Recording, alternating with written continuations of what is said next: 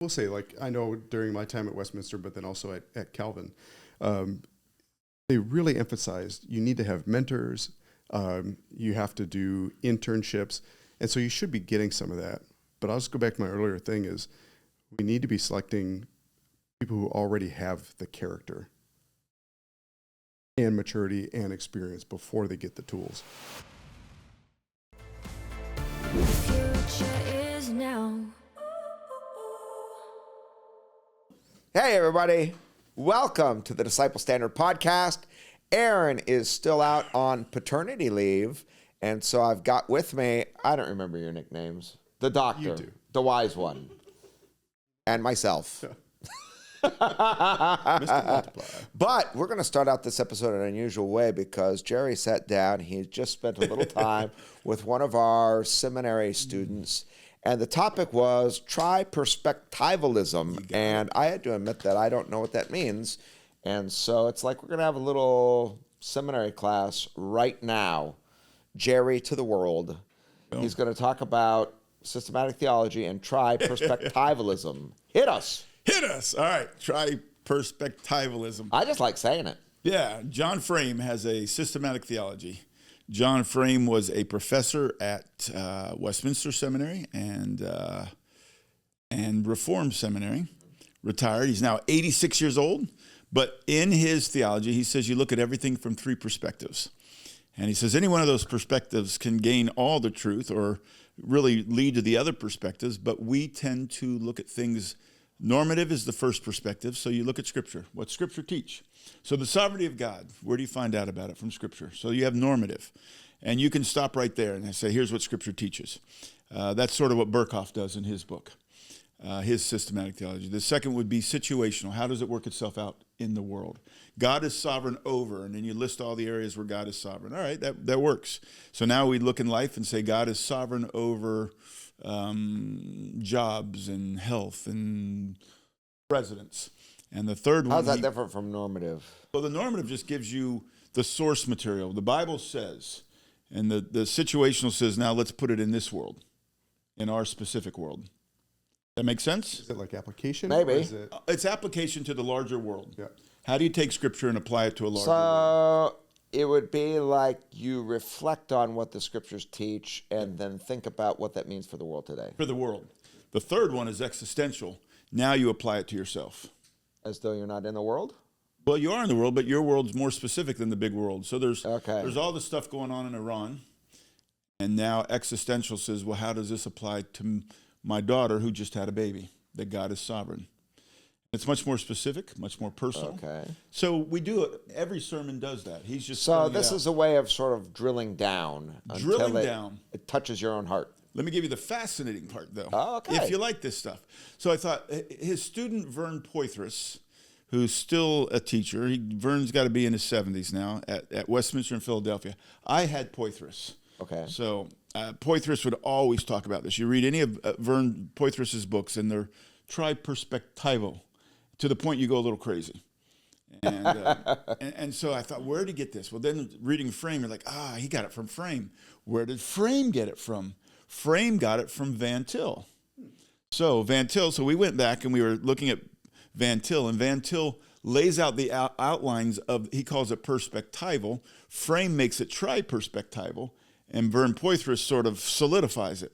Where does Van Til get it from? He got it from Burkhoff.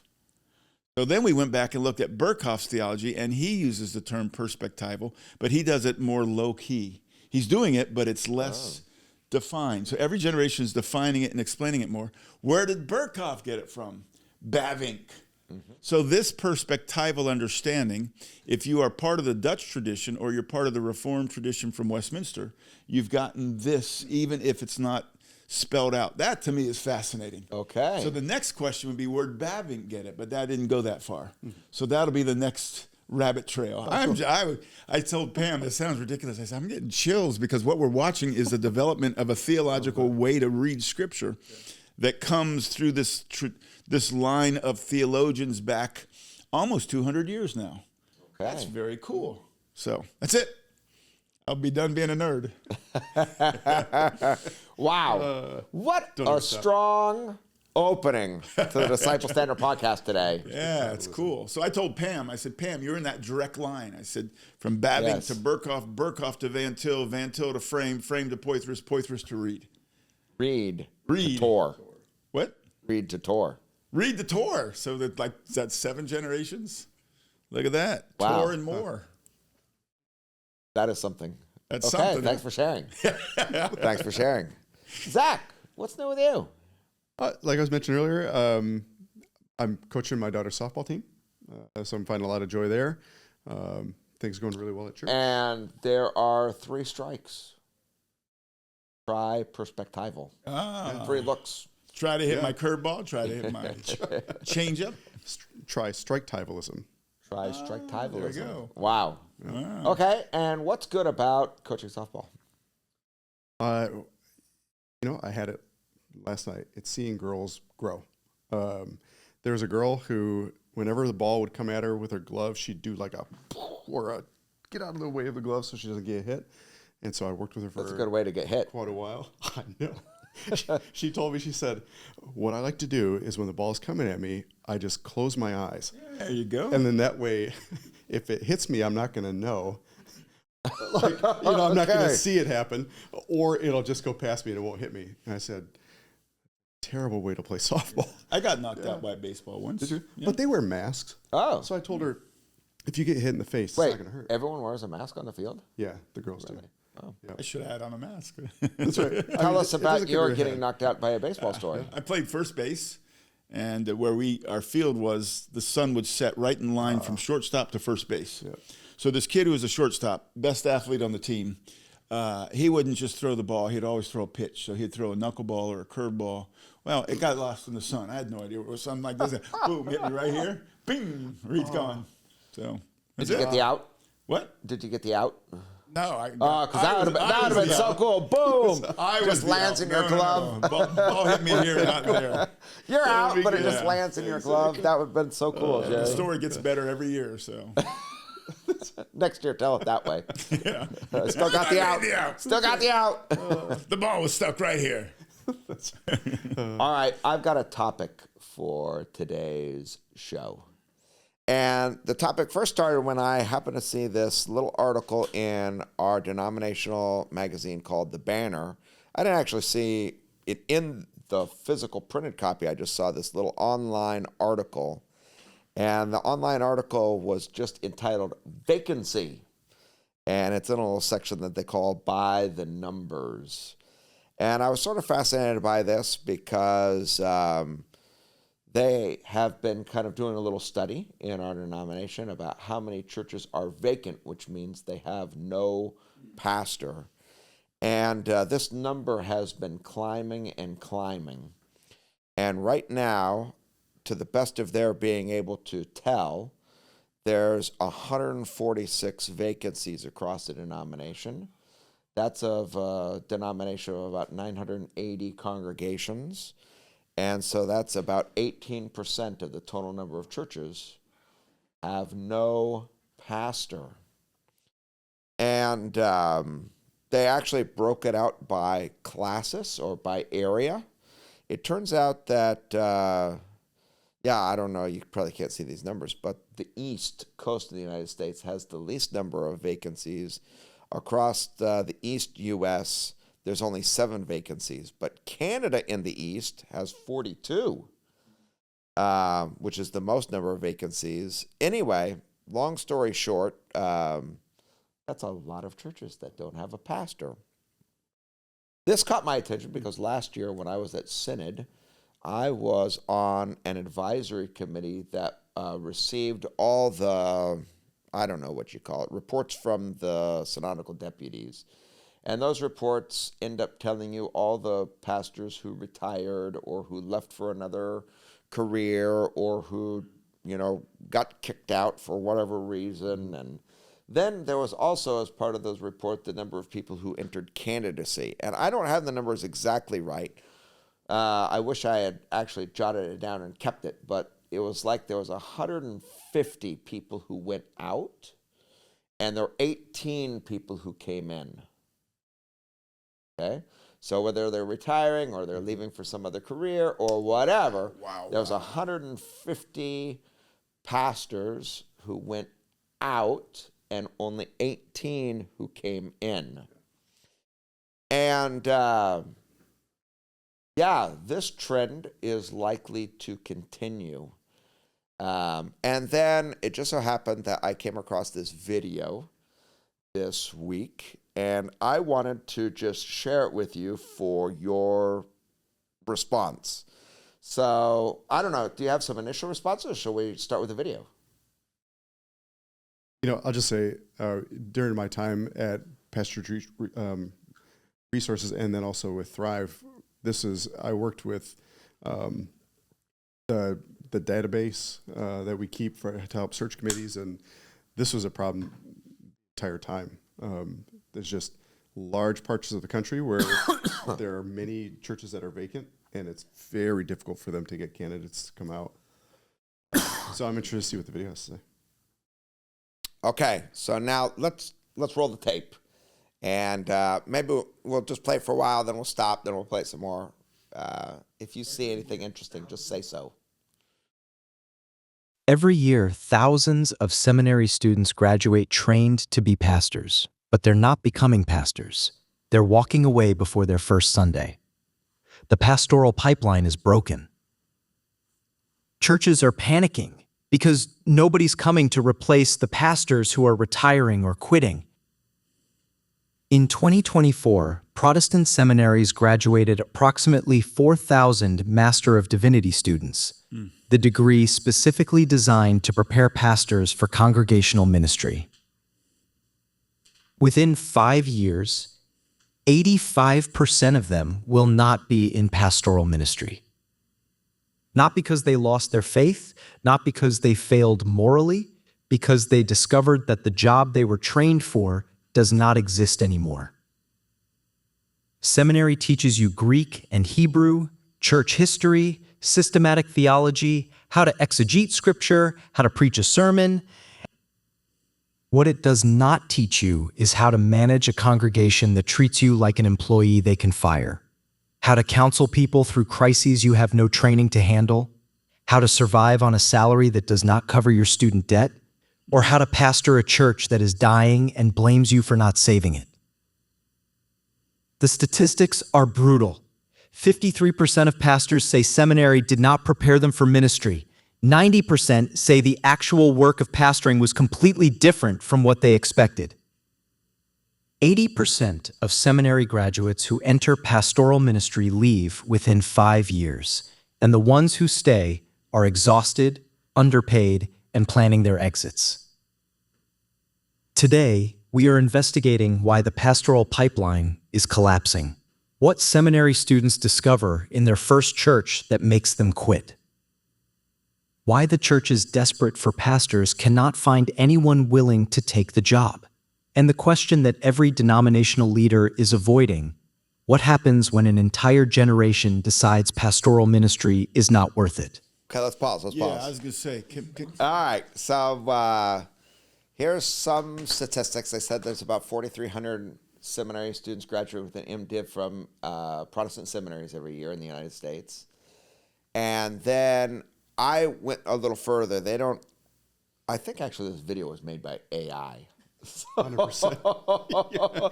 One of the books That's sort of interesting. So they don't quote what study they're looking So for. neither of these people actually exist. Well, I'm sure they exist, but maybe they don't. I don't know. Maybe not. I'm not sure. Look what pastorate does to you. Yeah, this is right there. Guy on That's the the left problem. is only 25. When he graduates, and then 5 years later.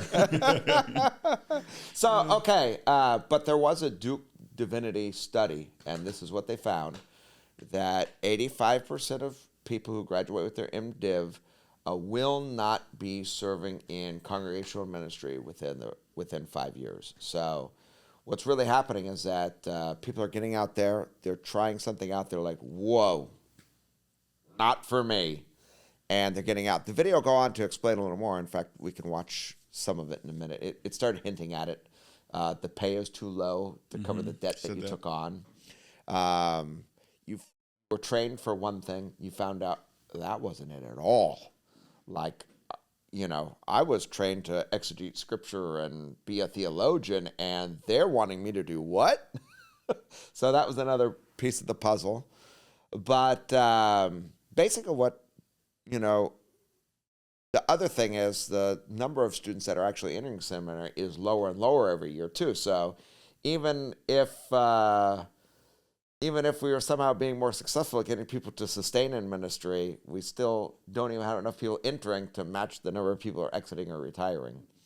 So anyway, I don't know. Just what are your initial thoughts? Can I defend traditional seminary some? Oh, you can do whatever you want, Jerry. One of the things said is, it didn't prepare me for the ministry I have, because I learned Greek and Hebrew, I learned theology, I learned how to exegete. Yeah. Of course you did. That's a good thing. Right. So I would hate for the seminary to go the other and say, we're going to make it so that you can do crisis intervention, you can do this, but they don't learn Greek or Hebrew. They don't. Right. And that's the trend, is that seminaries are moving that way. Well, that's interesting, because seminaries have definitely moved in the last 20 years. That's a loss. So there's a sense in which traditional seminary is necessary, at least that part. I'm not condoning some of the other things. That there's so much debt for students, I think, is reprehensible. You're making $40,000 a year as a pastor, whatever it would be, and you owe. I had students. I've been teaching at a seminary, and students who have so much debt, and they're under such pressure. Yeah, later on they're going to talk about this in this video, about what the average starting pastor's salary was and the amount of debt that people have. It's crazy. I had students coming out with $70,000 worth of seminary debt. How in the world is that possible? So shame on us. That'd be one negative. Yeah. That you've got a system that you've got to support. You're paying. Boy, that's crazy. But I would support the traditional training. It's just it. And then I think part of it is you have to then go back, and churches take their responsibility. Yes. You can't just blame a seminary. It's not the churches they're going to, it's the churches they're coming from. There's got to be some sort of, I don't have the answer here, other than I think what we're trying to do here with 222 LS Learning Seminary is we're trying to merge both. And I think, I wouldn't have thought that before I came here, but I think that is so important. Before, during, and after, there's got to be a community, because somewhere along the line, there's got to be a student in their second year, you think, you know what, you probably ought to be doing something else. This does not seem to be where God is calling. And unless it's a community, because I went to school with so many seminarians. I've gone to 4 different seminaries. When you have no life, that's what you do. And we used to walk around trying to shake hands with guys, say, hey, good morning. And there'd be a percentage that wouldn't talk to us, and then we'd laugh. It's all the old youth guys. And we'd laugh and say, that guy's going to be a pastor. What's he going to do? Because he had no relation. And he might get the relational skills, or he thinks he's going to be, a seminary professor, but that's not who you want as a seminary professor. So I think that the community needs to be there the whole time. These guys aren't on their own. And when I went to seminary, I was on my own. I mean, it just, you kind of did it. The difference for me was I was connected, like I was a youth guy at different churches. So I had, and so I'm going to make a big plug for being youth guys while you're in school, because it forces you to do some of the skills that you know how to do conflict resolution. You know how to. Now let me ask you a question though. Sorry, yeah. When you were in seminary, you're calling this out, but I'd like to ask you like what you really think about it. You went around shaking people's hands, and there's a whole bunch of people. You're like, what? You have no relationship skills. So this video, it made a statement, it at least caught my attention, that people are being trained for jobs that don't exist. Mm-hmm. And maybe at seminary, those people are kind of taking, I don't know, they're taking these courses, and the training is in like mental gymnastics of some theological gymnastics or mental biblical gymnastics, and they're being trained to think, but they're not being trained to relate to people, and that job doesn't exist. You got it. One of the seminaries I went to where I got my MDiv, after your second year, usually it was a 4-year program, after your second year, you had an advisor who was supposed to let you know whether they really thought this was the right path. Oh. But nobody's ever going to do that, because pragmatically they need the cash, and secondly, if they don't know you well, who's going to step in and say, you know what, it doesn't seem right to God. And so it just never happened unless the person. Usually people, like when I was at Westminster, I had classmates who, realizing what was happening, they dropped out on their own. So that would be usually the way it goes. But it needs to be a collaborative thing, because the worst thing you can do is have somebody graduate seminary and become a pastor, and they're not ready for it because it's going to be less than 5 years. Boy, I remember my first year being the pastor of a church. Yeah, it was overwhelming.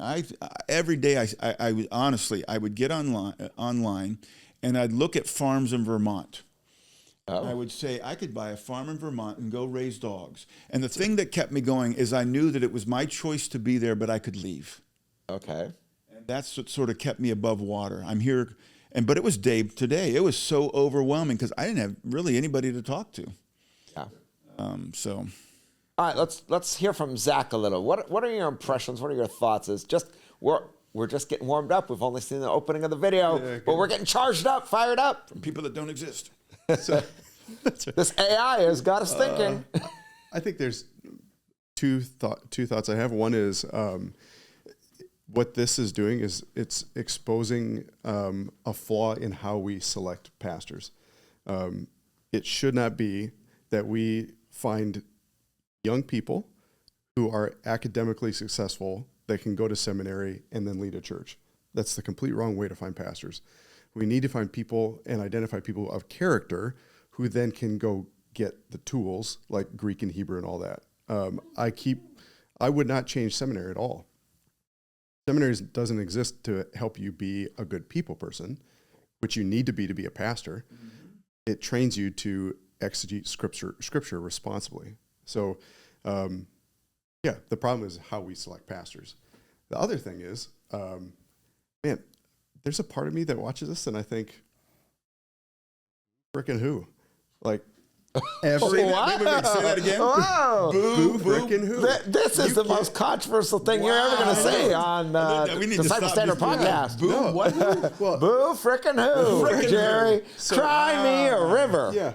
Boo, frickin' who? That's going to get changed a little bit and used. Tell me any career or anything an adult does where they get into it for the first time and they think, oh, I'm not ready for this. That's everything. That's every job. It's every job. It's everything. Having babies. And so, I mean, as which I'm just thinking through, like, what's more likely? Is it more likely that the church has changed dramatically over 50 years? That seminaries have changed dramatically over 50 years? Or that generational expectations have changed over 50 years? And I would say that it's probably the generational thing. Churches always have unrealistic expectations for their pastor. Always. Seminary always trains you to exegete scripture. I don't see those things. I don't see any seismic moves in either of those big institutions.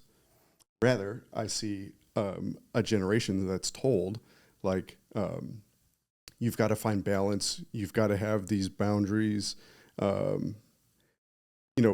Guard your mental wellness and all that. And I'm not saying any of that's bad, but I just think what we've done is we have a generation of seminary students who are less resilient than prior generations. And I won't say that it's totally their fault, because I tell people, like, guard your mental wellness and your well-being in that. Well, let me test this. I'm going to interact with you about this. Yeah. Let's just see. Because I actually think maybe the ground has shifted a little bit. I think that in some prior time, the majority of people who are graduating a seminary, they were going to a relatively stable church. Maybe the church was even growing a little bit. Mm-hmm. Their job was to just sort of keep the trains running on time. There were programs that you oversaw.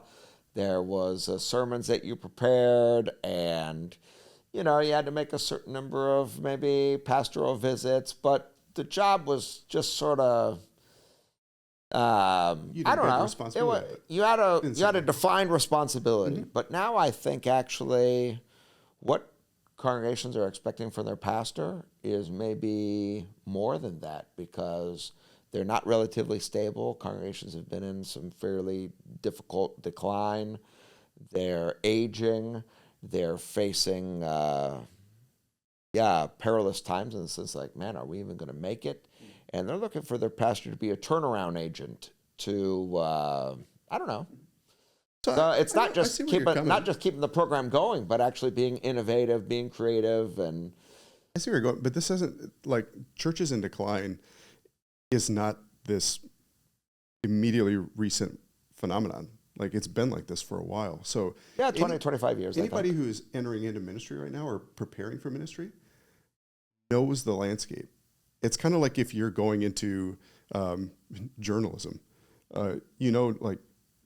if you go to AI is about to take your job. Yeah, right. So I mean, I think it would just it'd be very naive to enter seminary and think I'm going to land this job where this really healthy church that's thriving wants a brand new person out of seminary who can think really well and who can trace the line of tri-perspectivalism from all the way down. Yeah, excellent way of integrating our previous material. Don't you think most seminarians think that we're going to go to this church and we're just going to? 100. I did. Yeah. So maybe one of the things seminary could do is, but they're not going to though, is say, guys, this is going to be so difficult. Maybe you'll get one professor who says, I don't remember any professor who said, "Watch out, son." Well, and that's where mentorships. So I will say, like, I know during my time at Westminster, but then also at Calvin, they really emphasized you need to have mentors. You have to do internships. And so you should be getting some of that. But I'll just go back to my earlier thing is we need to be selecting people who already have the character and maturity and experience before they get the tools. Okay. Let's continue on in the video. Yeah. We'll have more to say in just a minute. If you want to understand why churches cannot find pastors and why that crisis is about to get much worse, subscribe now. Because this is not about a lack of calling. This is about an entire profession that has become unsustainable, and nobody is fixing it. Start with what seminary students are told versus what they actually experience. A man named Aaron graduated from a well-regarded evangelical seminary in 2018. He had a Master of Divinity, 3 years of Greek, 2 years of Hebrew, courses in preaching, pastoral counseling, church administration. He graduated with honors. He was 27 years old, married, $80,000 in student debt, and ready to serve. His first call was to a church in rural Kentucky, 115 members, median age 64. That's young. The church had been without a senior pastor for 18 months and was desperate. They offered him $42,000 a year plus housing. He accepted. Within 6 months, Aaron knew he had made a mistake.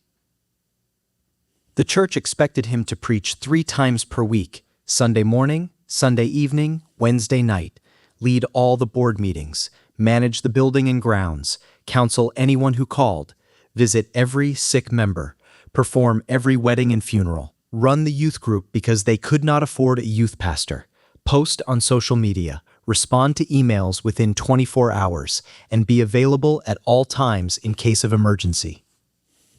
He said, I was working 70 hours a week and making less than a public school teacher. My student loan payments were eating a third of my salary. My wife and I could not afford to start a family. I was exhausted all the time. And when I tried to set boundaries, like not answering phone calls after 9 p.m., people complained to the board that I was not committed enough. After 2 years, Aaron resigned. He now works in nonprofit management. He makes $60,000 a year, has health insurance, and goes home at 5 p.m. He said, I still love Jesus, I still believe in the church, but I am never going back into pastoral ministry. It is not worth destroying my life for a job that does not pay enough to live on. Yeah, let's pause. All right, so we got a little case study. Aaron.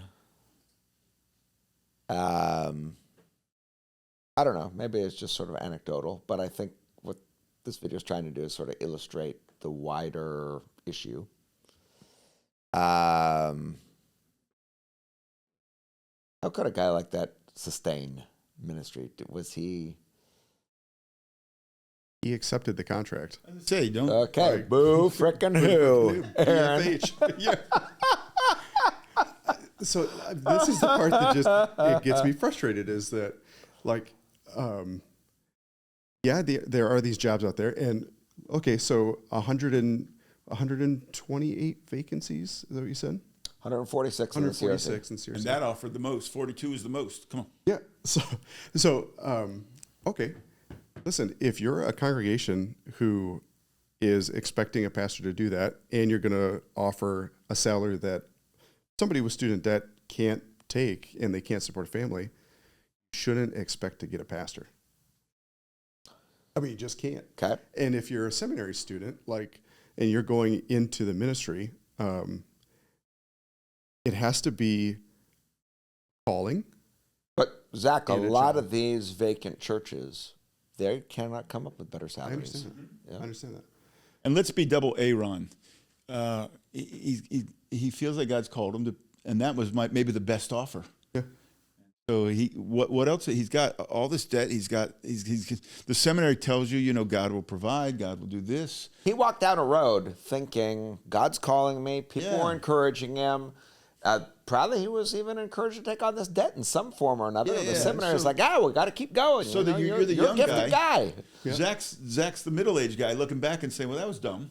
But the young guy's But it's looking the forward. road. It's the road I walked. Yeah, but I got it. But he needed someone like you in his life who came along and said, you can't take this job. Yeah. But what am I going to do? I don't know. Let's see what else you can do. So the seminary is going to say, you've got the training. You can do this. He's got the debt. Now there I'm back to the debt. We need seminaries that don't give you debt. Yeah, that's right. Hint, hint, hint. Yeah. Think how his life would have been different if he could have made it through the first couple years, but he didn't have all that silly debt. So I agree, but and I don't know But- why I'm getting so upset. Oh, I about love it. Go ahead. Zach fired up, guys. Boo! That's the name of this frickin' who. episode. Boo frickin' who. I'm going wanna to get a shoot. T-shirt that says that. Yeah. But okay, so I know from experience that debt and money pressure is serious. Like, it creates all kinds of anxiety. It exacerbates all other emotions. I get it. But take that out. Okay, so he comes out debt free, still making $42,000, which as a 27-year-old, you can make that work, especially if you've got housing paid for. Yeah. Yeah, plus housing paid That's for. at least a $20,000 a year got benefit. it. None of the other stuff that causes him to work 70 hours a week Yeah, is now going to he's go away. only making 60,000. That's probably not as good. Yeah. And he's not got housing. But he's But he not doesn't have working all 70 hours a week. Well, with all that's the what they're pressure. saying. Let's be reality in Yeah. any job. Yeah. He's still going to have these pressures. It's just But this is where I go back to the resilience thing is if you have a congregation, let's just take this anecdotal one, and it is expecting all of that stuff from you, that's not a healthy congregation. And you shouldn't just bow to it and say, oh yeah, you're right. That's why he quit. I'm going to run myself into this. I mean, the first step is to say, let's take a look at what you expect me to do. Is this reasonable? And if they say, yeah, it's reasonable, then you quit. He did. But he's also only 27 years old. He's 27 years old. Yeah. I get it. If you're I a would not guy, have been able to have that conversation. I was the going same way to at say, if you're a 27. guy at 27, you might be really mature or you might be a teenager still. Yeah.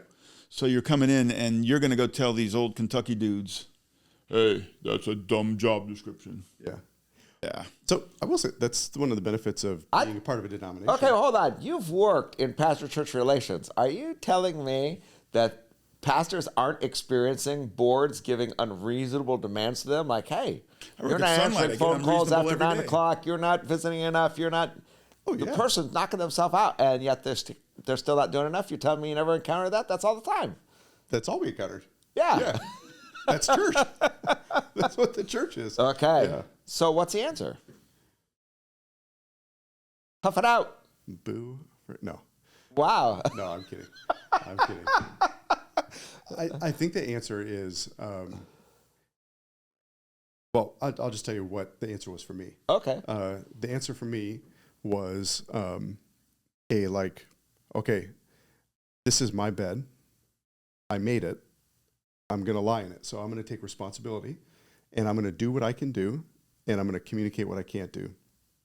And so that would be like conversations with councils, where in the council room, they would say, why did you only make this number of visits this month? And I would say, for these reasons. You just talk about it. Like, I think maybe it's accepting your own limits. One thing. The other thing, and this is probably the biggest one, is to have a support group.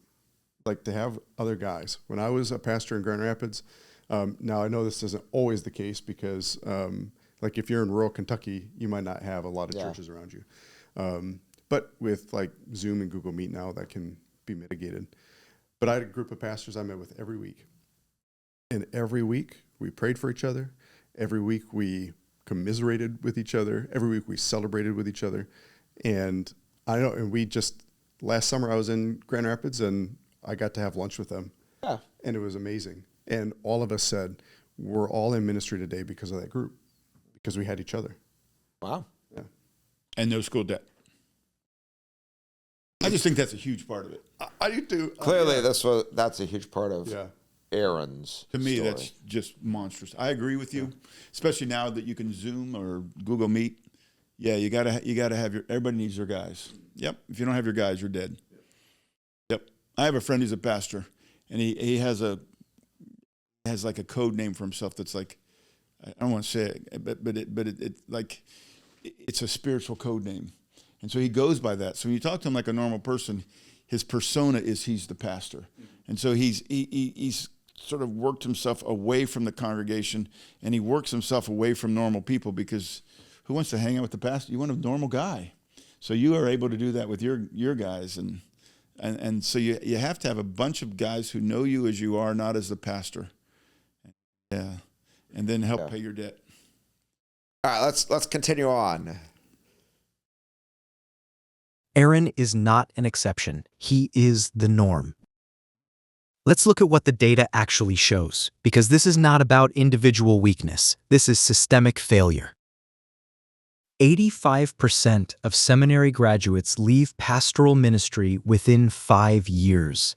That statistic comes from a Duke University study and has been confirmed by multiple denominational research offices. The Assemblies of God, one of the fastest-growing denominations in America, reports that even their attrition rate among new pastors has been steadily increasing since 2016. Within the first 5 years of ministry, the primary reasons graduates leave are burnout, financial instability, unmet expectations, church conflict, insufficient preparation for the actual demands of pastoral work, and family strain. 53% of pastors say seminary did not prepare them for the reality of ministry. This is not a critique of seminary professors. This is recognition that seminary trains you to be a theologian, not a CEO, therapist, fundraiser, event coordinator, social media manager, and organizational psychologist, all of which are part of the modern pastoral job description. 90% of pastors say ministry is completely different from what they expected before they started. The gap between expectation and reality is so large that most new pastors experience it as betrayal. They were told they would shepherd souls. Instead, they spend most of their time managing institutional decline and navigating interpersonal conflict. 72% of pastors work between 55 and 75 hours per week. 80% believe pastoral ministry has negatively affected their families. 65% feel their family lives in a glass house, constantly judged by the congregation. 42% of pastors are currently thinking about quitting. These are not the statistics of a healthy profession. These are the statistics of a profession in collapse. Here is the uncomfortable truth. Seminary cannot prepare you for what pastoral ministry has become, because pastoral ministry is no longer what seminary was designed to train you for.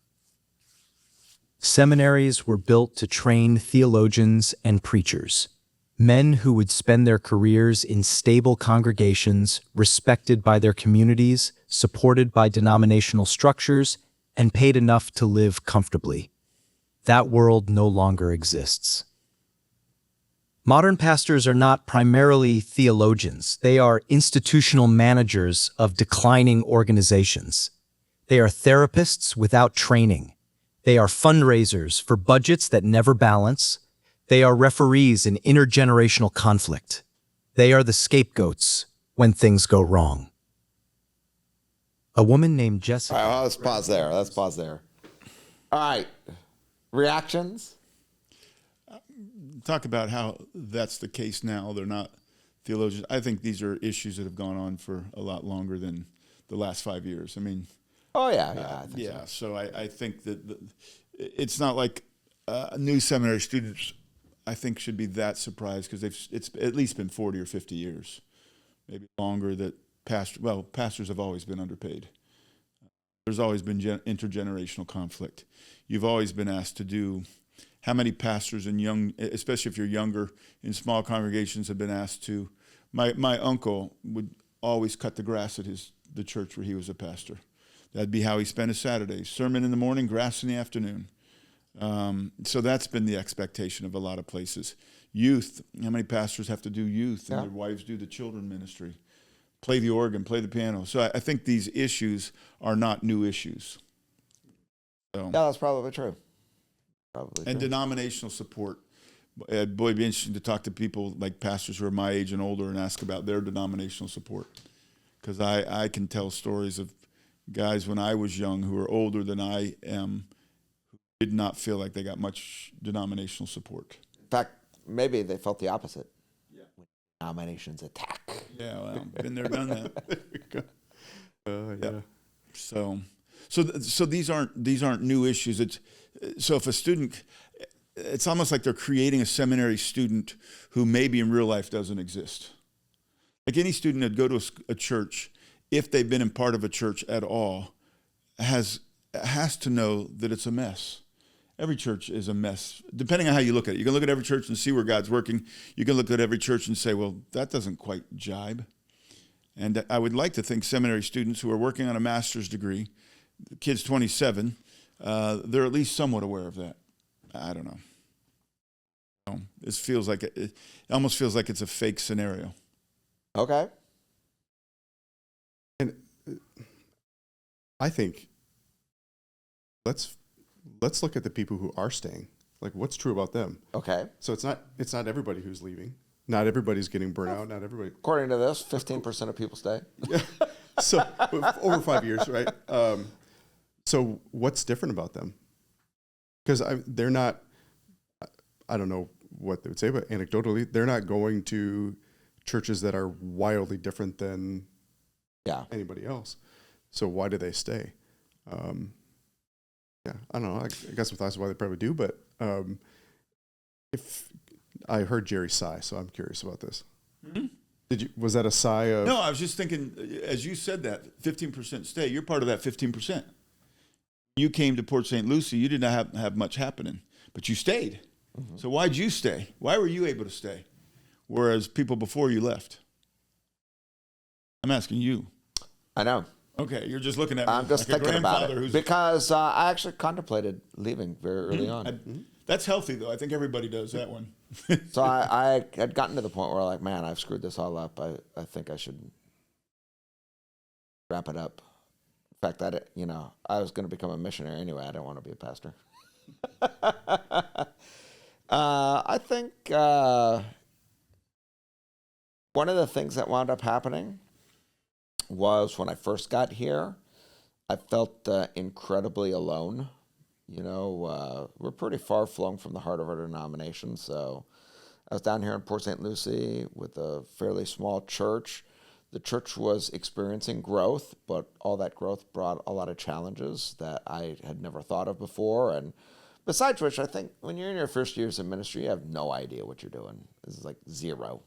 You're just trying to gain some experience or whatever. And I was encountering things, and I would actually reach out and make phone calls to the denomination, to people at the seminary. Hey, what do I do here? What do I do there? And I just found very little help with that. That was part of what was increasing my frustration to the point of me thinking about wrapping it up. But what really ended up happening, I wouldn't even hesitate to say, is that Stan Workman in Orlando, I think, noticed me and took me under his wing and started to help me. He decided to start this little peer group of pastors. He got me to be a part of it. And I think it was just hanging out with him because he took the time for me. That's what helped me to get some perspective, become a little more resilient, and hang in there. So I would credit Stan with, pulling me out of isolation, which I think was one of the big problems. And so I would guess that a lot of people who are young, who are first starting in ministry, that's one of the problems. They maybe been in a seminary where there's a lot of peers, a lot of interaction, and then all of a sudden you're kind of like far-flung out on your own or feeling a little bit isolated. So that's the answer I would give. How about you, Jary? Oh, I would say I was. here you are. I'm here now, but I'd say I'd be part of the 85% who left. Yeah. I didn't think I'd ever leave. I thought I'd stay at the church. Mine was family strain. Ended up in divorce, so that's quite a bit of family strain.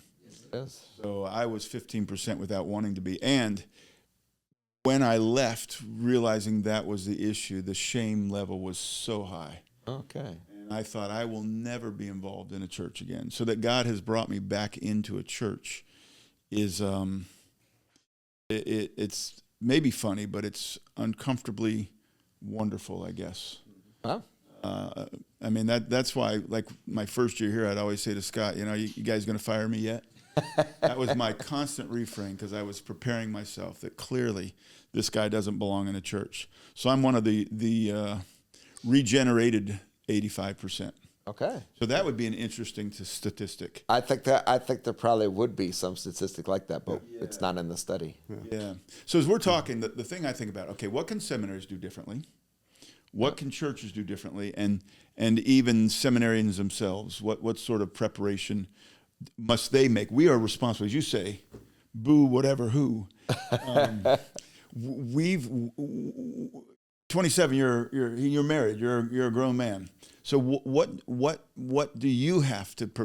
What would be smart for you to do in preparation? I think so. I think you can. Well, it is interesting. You mentioned like 27. So that was about the age when I came here. And I was married, and our first child had just been born. So if you think about like a person in that category, there's a lot of pressures on you already, just as a young father, a new husband. So yeah, I think that's one issue, is that it's pretty tough to take on a whole congregation when you're just like barely managing your newfound manhood or whatever, your father, husband. That's a tough time, like your baby's keeping you up at night, and then you're having more babies maybe, and there's a lot of family pressure that would just be there no matter what. I wonder how this statistic compares to like those who start small businesses. Like how many small businesses start and are still there 5 years later? Google that, Jake. My guess Google is that. that they're pretty similar. I would think so too. That'd be pretty fascinating. Because yeah. all of the things that they mention as negative pressures on a pastor, I would say are the pressures of like owning your own business. Yeah. And so those entrepreneurs pastors, and business owners. Yeah. So that's maybe one thing, like you didn't hear that you're going to face the same pressures as an entrepreneur and business owner when you're going through seminary. Right. You didn't hear that. And I think if your expectation is, and I think you made a really, really good point. If you come from a congregation that is healthy enough to be creating leaders, it's comfortable in the right way, like it's established, it's predictable, and it has the capacity to train and to send.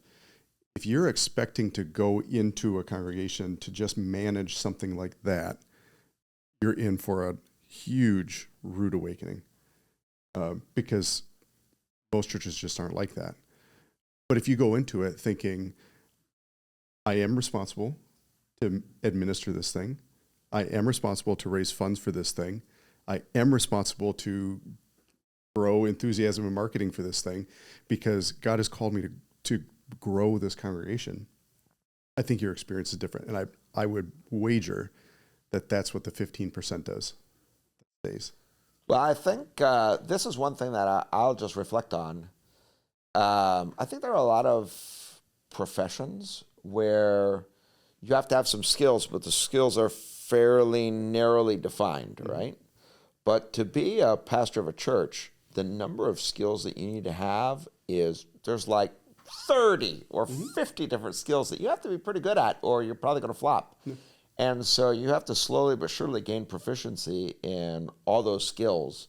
So it's kind of, if you look at it one way, it's fun. It's challenging. It's not like Spoken boring, like a true 15%er. a boring job. All right, what do we got here? Small business failure rates. 1 year, 20 to 25% fail. Year 5, 50% fail. By 10, 65 to 66% fail. I would think that the numbers are higher than that. I think so too. But this is what Jake has fed us. So, I think they would know. The Bureau. Unless they're all underpaid and feeling stress.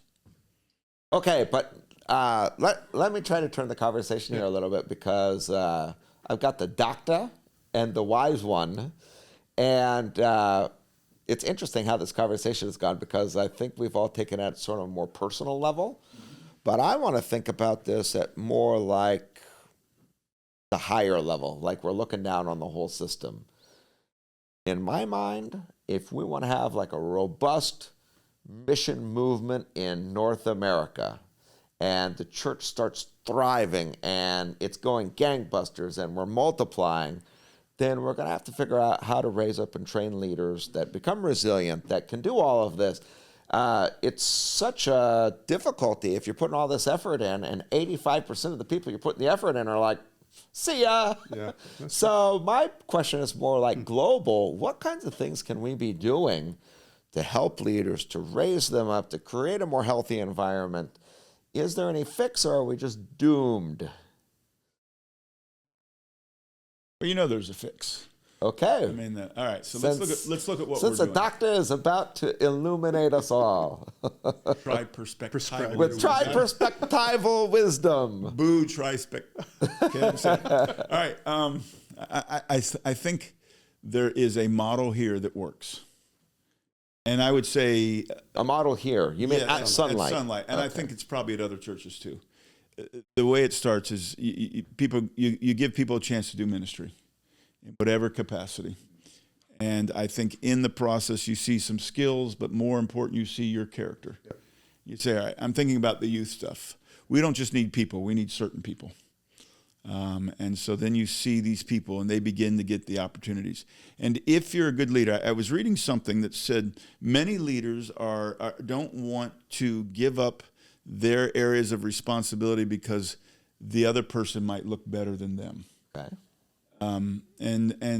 But the article, wherever this was coming from, maybe, I don't know, was if you are doing that with someone else, pushing them forward, not only do they look better, you look better, because you're the non-threatened. So it's giving away ministry where you can, and as that happens, then even before seminary, you're raising up leaders who seminary then becomes sort of the training, but so that they're already doing conflict resolution because they're doing it on a smaller scale. They're already doing preaching because they're going to the prisons, the retirement centers. They're already doing service, because one of the things here that I so appreciate is that when chairs need to be set up, everybody sets them up, not just we've hired this person to do it. It's all of us. And sometimes after youth group, it's 9:30 and we got to set up the chairs. Like, oh, this is why you hire people. But we do it. Yep. And then the kids jump in and do it. And so they're learning ministry skills, which means service. So you do that relationally. And then we've seen it where you begin to talk to people and say, hey, this would be probably something good. Like you were talking about a young guy here who came into your office not long ago and said, I think God might be calling to the ministry. Well, before we say let's go to seminary, let's put this guy to the let's take him out to the racetrack and see how the car works. And then you begin to get that. And so Blackaby, I mentioned Blackaby a lot when I talk, because I think Blackaby says you find out where God's working, and if God's working in a certain area, he will bring people that are part. And I think God has brought so many leaders here. I was thinking about all these churches that don't have pastors, and I was thinking about all the pastors we have here that could fill a bunch of those churches. And we've got a plethora of people who could lead ministries. And I think, so the pattern is, you talk about this, a group of friends working together. And then some of us here included have some of the theological training so that we can extend Poythress. Okay, look at this. So we're Through Reed to Tor. We're doing this thing, and I think that's how it works. I like that. And they're coming out without any debt. Well, something amazing has happened. I don't know that I would take any credit whatsoever. It's just something that God seemed to has done here, which is, I just got done talking about in early years feeling a kind of isolation. I don't feel any isolation anymore. I work with so many people, colleagues around me. I mean, if you're isolated here, it's because you isolate yourself. Yeah. I came here as the only pastor. Now, I've lost track of how many pastors. If you ask me right now, how many pastors on your staff, I don't even have an answer. And I think it's kind of amazing that somehow or another in the course of this ministry, we've raised up what is there, 20, 30 people who are at work in ministry? I mean, it's probably more than that. So, yeah, sometimes I ask myself, again, it's something that I feel like God's just done. I wouldn't try to take any credit for it, but then I say, what's worked? What's happened? Because if every church was doing this kind of thing, the statistic we're hearing about would erase the 146 churches in our denomination would find people. Maybe not all of them. There's probably some reasons why those churches, they have structural reasons why they're not finding pastors yet, and so maybe some of that has to get resolved. But yeah, anyway, I just wonder what you guys think. I think one of the reasons why Sunlight is a great place is because you and then others that you've raised up have created a culture where you wonder what God can do. You're working with friends, make mistakes. You're expected to. There's just built-in support. And I think one of the key things in all of that is that it's been built that way. And so if you think about like the people who you came to pastor when you moved here, I'm sure there's probably a handful of them still here. Just a handful. Just a handful. Just a handful. And so anybody who comes to Sunlight, they're joining something that they want to be a part of. And I would say that like the rural Kentucky church that they used in this clip, those were members who likely were founding members. And so when a pastor goes there, he's joining a group who is like protective of what they've got. And so I think that makes all the difference in the world for expectations. So if, I don't know, pick any of the expectations and say, if somebody comes here and says, well, why doesn't Pastor Scott do that? The people in the congregation would say, I don't know. He just doesn't do it. Right? And that's it. Whereas if in Kentucky, it's like, Pastor didn't do this. And they'd say, oh, man, well, remember when Pastor so-and-so did that so well? And so I think that's a huge issue. And I'll say I'm admittedly pessimistic about established congregations who have a median age of 64 years. I think that their culture is so set and it's near impossible to do something different with them until they get to the point where they realize we can't continue like this and we have to die to ourselves and do something different. Yeah, so one thing I would just say, this is getting at your pessimism, is I definitely wouldn't try to pastor or take on that congregation when you're 27. You need to figure out who you are. You got to sort of get a philosophy of ministry, and you've got to be a little bit more.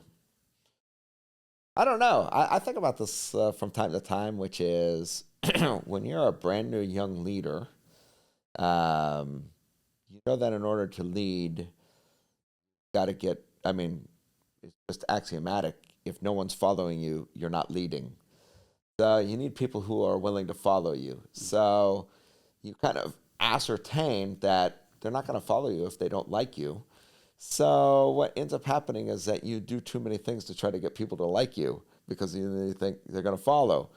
But what ends up happening is when you bend who you are toward just being likable to everybody, and that winds up being a road to disaster.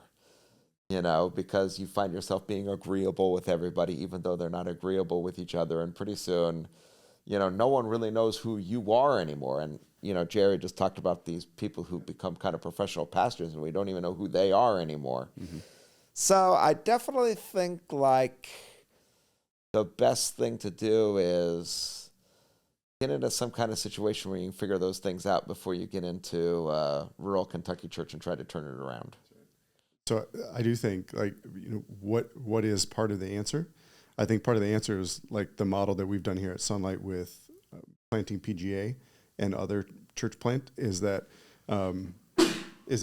we do this, that churches in North America, and I even say the Christian Reformed Church, really ought to bring these seminarians into their congregations and work with them for a time and then plant with them. Like send them to start a new campus or a new version nearby with as much support as they can, because we need churches. We need churches with new cultures, and some of the established cultures that would do this to a pastor, they're probably at the end of their life cycle and should be. Hey, that's a hot take right there. Jary, your thoughts? You look very contemplative right now. He does. I think I might hand my moniker to him. I'm just listening. I think life cycle's huge. I think churches do have life cycles. And part of the problem may be that you keep something alive. I mean, if brain dead, they're brain dead. And there's something about artificially keeping them alive and sacrificing a young pastor to something that has already died. So I would agree there. I'm thinking about when I was doing a church plant. You talk about friends and friends. I had a guy named Wilf Bellamy, who was my mentor, who came along. He was an elder at the church I had been. And I always thought he should be the pastor. I said, man, why am I the pastor? You should be. He had been a pastor, had been a missionary, had done it all. And he said, no, you're the pastor. I'd sit there preaching, looking at Wilf, thinking, this is backwards. And then there's an older woman. Her name was Emma Jane Ross, and she came the first Sunday we started. She must have been in her early 70s by then. And she walked up to me after the service and said, I love what you're doing, but I'm too old for this. And she proceeded to come every Sunday. Just became one of my best friends in the world. And so between Wilf and Emma Jane, they kept me going. So I think, as you both talk about, relationships are so necessary. So churches have life cycles, yeah. But I also think that young pastors need to find relationships with older pastors. That's a total. So this young dude, he would have been better off to go be an assistant or whatever the term would be at some other place. And then when he's ready, you would like to think the other pastors or the elders could come along and say, it's time. And that's what happened with me, where I was at a pizza place and an elder took me out to eat and he said, we think it's time for you to start a church. And that would have crossed my mind. Lottery there that led that way. So this guy doesn't need to be alone. The alone's a huge thing. And I will say too, like, I know if I think about my first church, it was in a rural area in Ontario. And there were other Christian Reformed churches around, but they were mostly like 20 or 30 minutes or more away. So it wasn't easy for fellowship between the pastors. But that church was so gracious in understanding, like, I'm a new guy. And I just got married. They watched us welcome Lydia. And so it was a big church. I think there were like 600 people there. Wow. And I walked in there, I'm like, what am I doing? Right? Who would give me responsibility for this? But they did. And it wasn't without challenges, but they were just so gracious in my life season. And that was really formational for me. Okay. I think kind of a positive environment like that is important. I think maybe too many people encounter a negative environment where the sky's falling rather than like I'm thinking like we probably need more cheerleading. Come on, you can do it. I know you can do it. Exactly what you need. You got this. Calls for our Timothys. I don't know. I'm still thinking about you. Your role is like, all right, everybody, it's gonna be hard. Don't cry to me. You're looking at Jary, right? Or Who yours would freaking who? I don't care. Get out there and do it. be, yours is the encouraging. with a smile. Think about the drop shot. Yeah, it's like a good cop, bad cop situation. Then Jerry can be over there like, no, You got this. don't. You got it. I'll take it. Yeah. Yeah. They do got it. They got it. They do. Yep. Yeah, and I think that's the sad part is those 85%, they probably do got it. But there's just nobody who's there to let them know that they got it. All right, let me make a plug for the way we do seminary. Okay, let's do it. That sounds So you have mentors. So hopefully your mentors are chosen wisely or chosen for you wisely. But I find with several of my students, I meet every week for an hour. Every week, but that means we're talking every week. And I think that's really a privilege that I get to do. But I think as a young pastor, that would have been really, really good. I happened to work for a pastor who was very relational. He kind of took me under his wing because I started there when I was 19, and by the time I was a pastor, I'd been there. They sent me off to seminary. I came back. They offered me a job. By then, we were buddies. And so there was a free, go to his office whenever you wanted, which you don't see in a lot of churches. I mean, here, certainly, you do. But he was so much in my camp, still is, that I think what we're trying to do at the seminary, the mentors, is the same idea. Yeah, I think it really does. The 85% with good friendships, mentors would be a lot lower. and no debt. Yeah. A lot less boo frickin' who. No, not less. That's my favorite. Yeah. Yeah, so then the question we ask is who are the people that we are really investing in? Like where are we spending our time? I'm thinking about youth group stuff, even some of the young dudes and dudettes that I am discipling, and I think, they're the next generation. They really are, and so we're trying to build those relationships even now. Yeah, I think watching a video like this can be a little bit discouraging. Like, oh man, no one's ever church is gonna fall apart. The sky's falling. But I do think there's something really positive and wonderful about being a leader in ministry. And I think the church does have a very vital, top level mission in this world.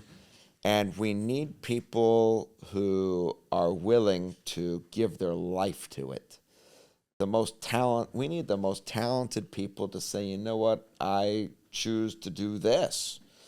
And it can be very rewarding, and then we need to make sure that we somehow help those very talented people to hang in there and be resilient. And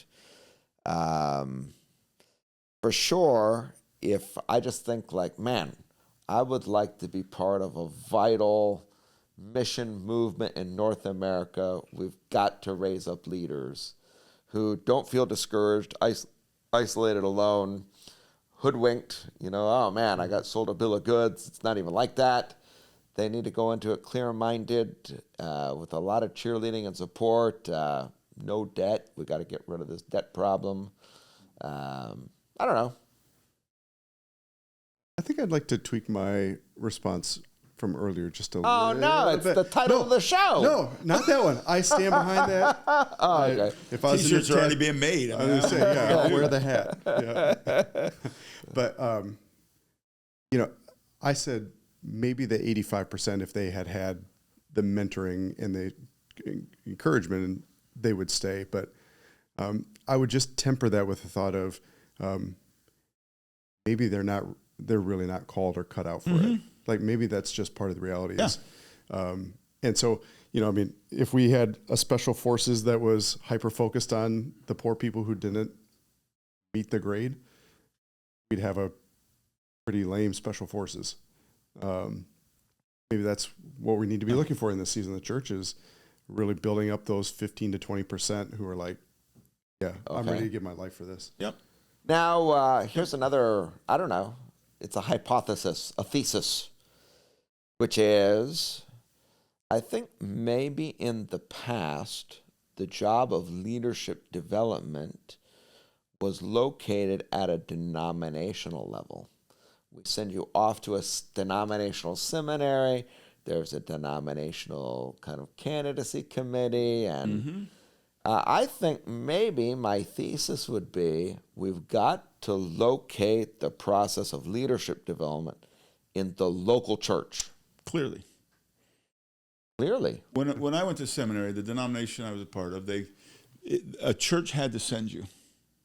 But it meant nothing really. Yeah, I get it. But there was the understanding that it's really the church. You could not go unless a church backed you. So it was in name but not in function. Yeah, I think it is clear. It's got to be the local church. That's why I think the training is best within the local church. Yeah, so I think maybe being sent off to seminary in many cases is the wrong move. Nowadays, I think so. Yeah.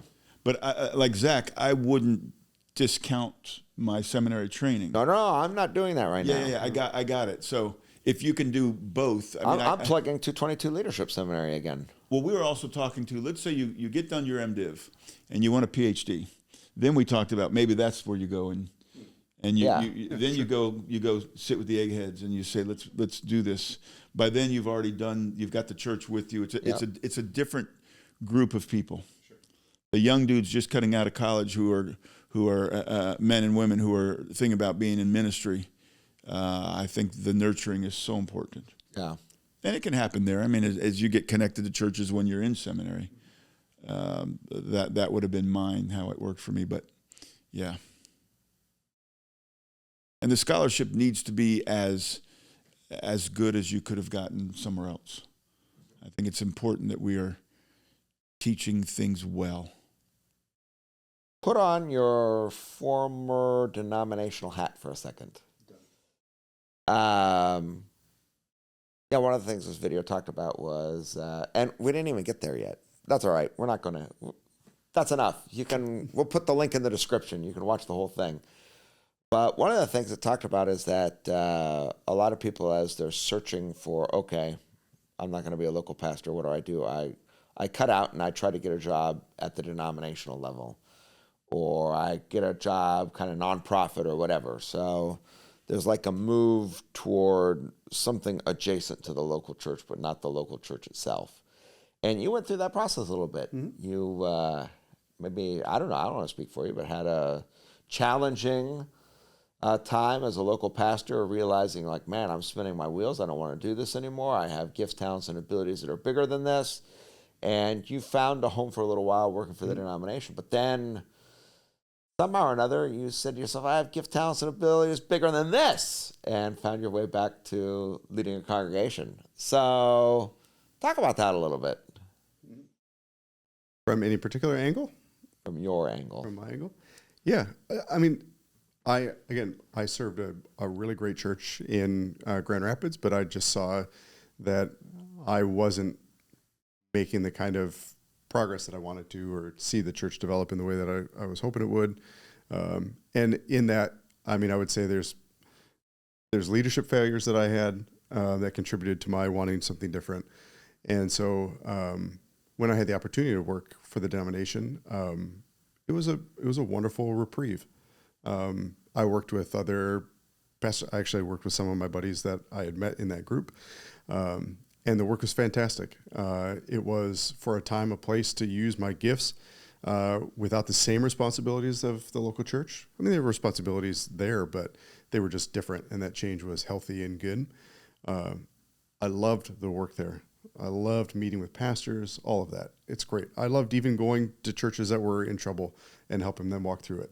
It was just all great. Yeah, and how I got here, like, I'll say, when I left my last congregation, I thought, I'm never going to be a pastor again. I don't want to. That was what you thought. That's what I thought. Why did you think that? Just, I don't want to say it so lightly, but I was just over it. Like, I knew, like, I just didn't want to do that. When you say you're over it, like you had enough, but say more. Yeah. Like, what was really going through your mind? Because I think in some ways, you know, now we had Aaron's example, now we have Zach's. Yeah. Well, I wouldn't say it's not too different, but I would say the congregation I served last did not like look anything like what that was. They were fantastic people, but it was just, I think, a church that was near the end of its life cycle. And we were expecting, I think I could say we were expecting that we'd be able to do more with that, but it just wasn't reality. And so, yeah, then as I became frustrated with that and disillusioned by that, I didn't want to do it again. I don't know, because I assumed, like, man, one of the things that I sensed God called me to do while I was there was to plant a church, and just got no traction, partly because of a lack of interest in the congregation, but also a lack of leadership on my part. And so, yeah, a lot of big sense, like, I felt like a failure. And I knew I had gifts still. I knew I had talent still. I knew I had something to offer, but I just didn't see that I had anything to offer the church. And so I had gotten into coaching, and I'd always been a mentor for seminary students, and so I love that world. And so the opportunity that with Pastor Church Resources felt like it fit like a glove. So when I first left, I described it, it's all the best parts of ministry and none of the worst. Okay. And I would say part of that, and I don't know how long you want me to talk about, hopefully you have a good editor, but the worst part was, like, I'd say, like, I'm a very social person, as long as I sound terrible when I say it, but as long as the responsibility is not for a long time. So, like, for pastoral care, if you have something you want to talk through, do it. You're in the hospital, I'll come. But long-term pastoral care things, I've got a really strong weakness for that. And so with coaching in the denominational level, it was great because somebody would make an appointment, I would meet with them, and I'd be 100% there for them. But then they would take the ball and walk with it. And I just felt pastoral ministry is a little bit different than that, where you got to keep helping people carry the ball for a while. And I'm just naturally not good at that. And rather than like working on a weakness, I just say, oh, it's their fault, which I know is a character flaw. And so I think that was like the part that burned me out the most. So in denominational ministry, it was fantastic. And then being here, I still really can't put my finger on how in the world I got back into ministry, other than I love the culture here. I loved the idea of leading something. And I did have, in that time, space to say, you know what, pastoral ministry wasn't as bad as what I made it out to be at the end of my tenure. Okay. Right? And I think there's some maturity that happened to say, all right, hey, boo frickin' who, take responsibility. Yes. Right? All right. Way to integrate the name of our episode back in. Like, that's a sermon I preach to myself all the time. Oh. And so I was ready. I mean, there were some other lifestyle things too, like my job with the denomination required travel more than I wanted to do it at like the age that my kids are. And this allows me to stay home. And so that's a huge value for me. But it was exciting. Like, I also felt like God was redeeming that call to plant a church. I figured that was dead. I was disobedient, and it was over. Oh, that's how you felt inside. Oh, for sure. Wow. Yeah. And so I still remember being in that. Yeah. So I think he like redeemed that call. That's cool. So Might all get those to heaven things yet. together, I might. Yeah. I will because, anyways. Yes. So, it was that. It was like God redeeming that call on me for my family, maturity, responsibility. It all just kind of aligned again. Yeah. And I'm really, really so glad that it did, because I've got the greatest job in the world. Like, I work with the best people. We get to do the most important thing in the world. Just good. Wow. That was powerful. Thank you. Praise God. Yeah, it's his word. Yeah. I probably shouldn't say this, but I'm going to anyway. I saw just tears welling up. Oh, yeah, they're there.